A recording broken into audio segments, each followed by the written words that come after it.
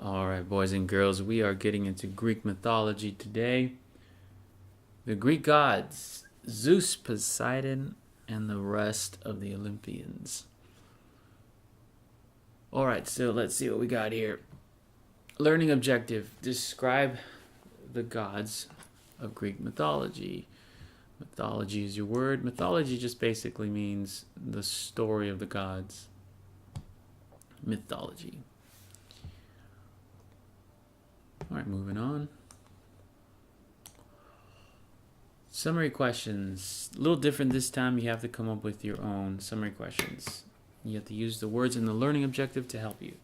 You have to come up with 2 summary questions. This is how you do it. So if we go back here to the learning objective for a second, describe the gods of Greek mythology. So you can ask questions about the gods of Greek mythology. Who were the gods of Greek mythology? Could be a question. Just like we did with the foundation questions. Remember, we took our big question and we made little questions out of it. So that's what you want to do with the learning objective. What kind of powers did the Greek gods have? Where were they thought to live? What do they look like? On and on and on, right? But you just need 2.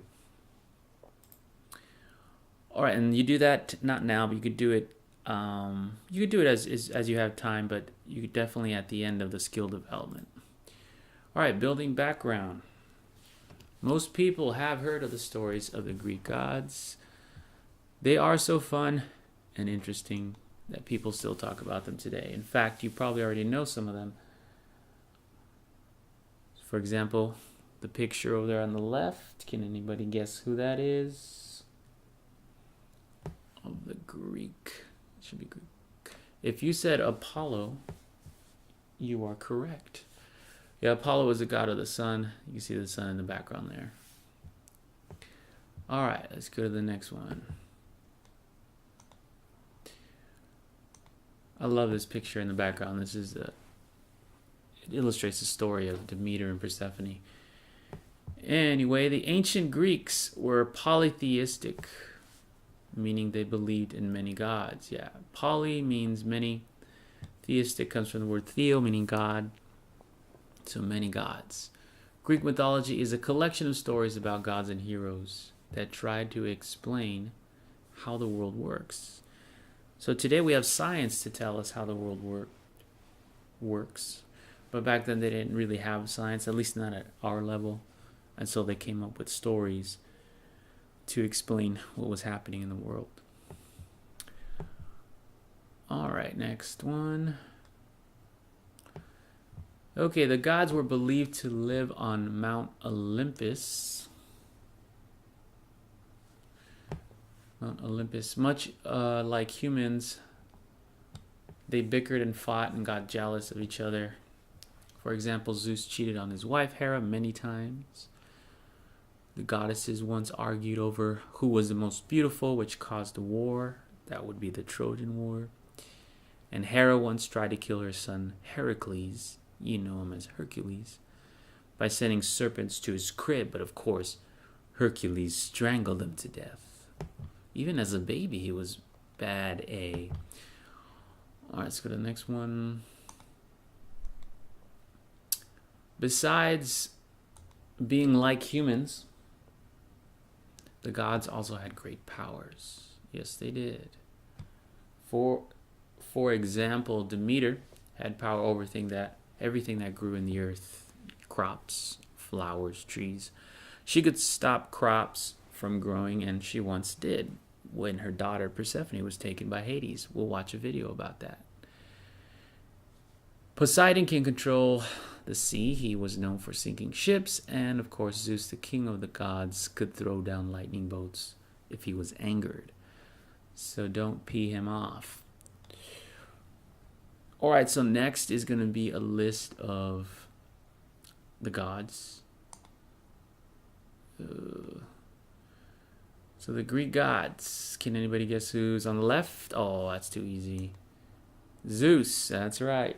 That's the word that's missing. And then the queen of the gods. Anybody? Yeah, that's right. Hera. Good. Next one, let's see. God of the sea had power over the oceans. Oh, that's too easy. Yeah, Poseidon, you got it. God of the underworld. Some people might not know this one, but it is Hades. That's right, correct. Moving on. Goddess of agriculture. We already mentioned her. Had power over everything that grew in the earth. Think about it. Think about it. If you said Demeter, you were correct. Goddess of the hearth.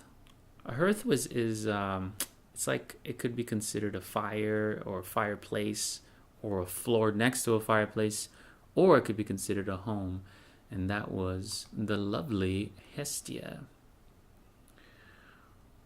Next, we have the goddess of wisdom and reason. She was fierce and brave in battle.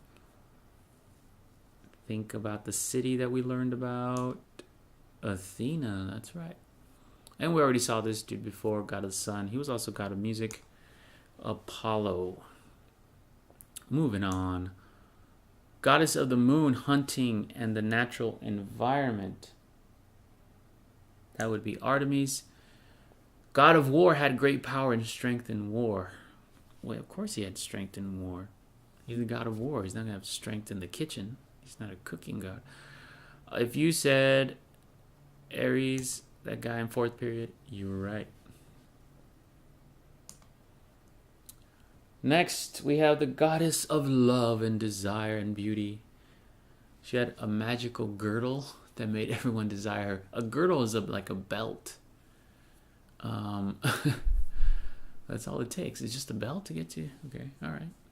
Get somebody to like you, just wear a nice belt. Aphrodite, that's right.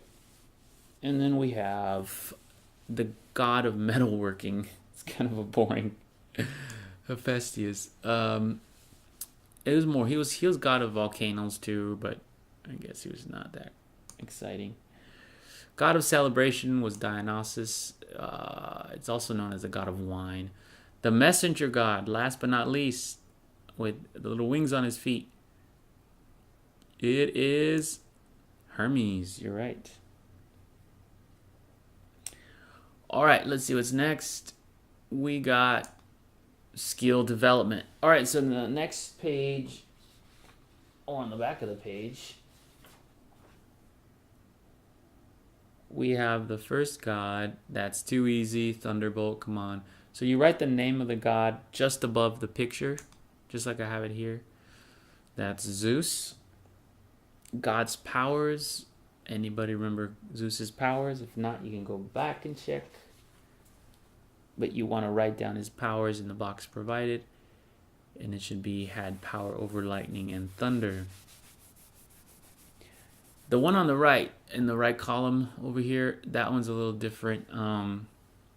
In what situation might someone pray to this god? Now, I gave you the first one.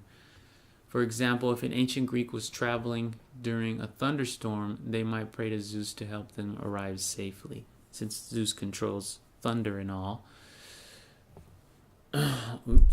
Thunder and all, then they might pray to him in that situation. So as you go along and do the rest of the gods, you want to think about, all right, so what situation in ancient times would a person pray to this god? Like, why would they pray to him? Let's do one more together, and then you do the rest. Name of the god. Look at the picture, look at the picture, look at the picture. Yeah, you see the ship, the water. Yeah, it's obvious. We have Poseidon on our hands here. God's power. Yep, you got it. Write it down. Power over the oceans. All right, now, this part is blank on your page. So in what situation might someone pray to this god? Think about it. Poseidon is god of the ocean. Okay, you may have come up with something really great. What I put as my example, I put a sailor who is about to go on a long journey at sea. All right, so go ahead and do the rest of them. You have, let's see, what do you have over here?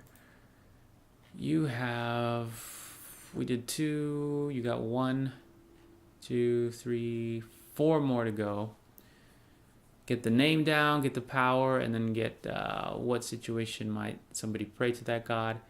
And then the final thing in independent practice, you have to answer the summary questions that you are going to come up with. So come up with 2 summary questions and then put answers for them down here in this area.